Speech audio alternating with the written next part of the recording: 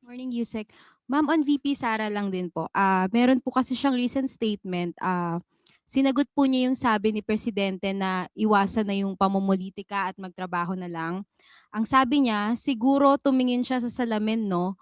Pag sinasabi niya yung stop na ang pamumulitika, kasi sila yung namumulitika. Ang ginagawa lang namin lahat ay sumasagot kami. Baka po may reaction lang po tayo. Tama naman po na ang bawat, tao lalong-lalo na po ang public servant ay dapat nananalamin at ina-assess niya yung sarili niya kung siya ba'y nagtatrabaho, namumolitika o nagbabakasyon lang. Ang Pangulong Marcos Jr., alam po niya ang direksyon niya. Alam po niya ang dapat na gawing trabaho at yan po ang pinag-uutos sa lahat ng public servants lalong-lalo na po sa ilalim ng executive department. Ang utos sa amin ay magtrabaho, iwasan ang pamumulitika. Nakita niyo naman po siguro kanina lamang po ay, pinasinayaan niya ang, pagbibigay ng 387 na ambulances para sa mga LGUs natin. Nakita niyo na rin po kung papaano siya tumulong na mapaunlad pa ang, sektor ng agrikultura. Pati na po ang, mga mangingisda ay, nakikinabang sa binibigay po na tulong at, ayuda ng, pamahalaan ni Pangulong Marcos Jr. Hindi po nag-aaksaya ng panahon ng ating Pangulo para tumulong sa taong bayan.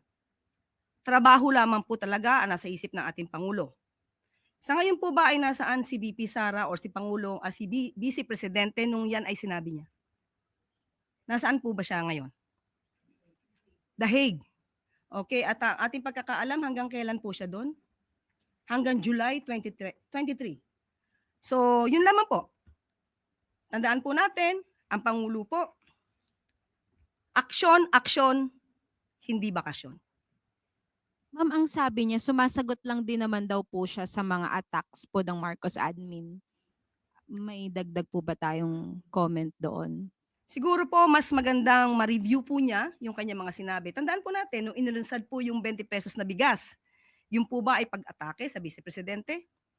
Pero inatake niya po ang proyektong ito ng Pangulo na 20 pesos na bigas.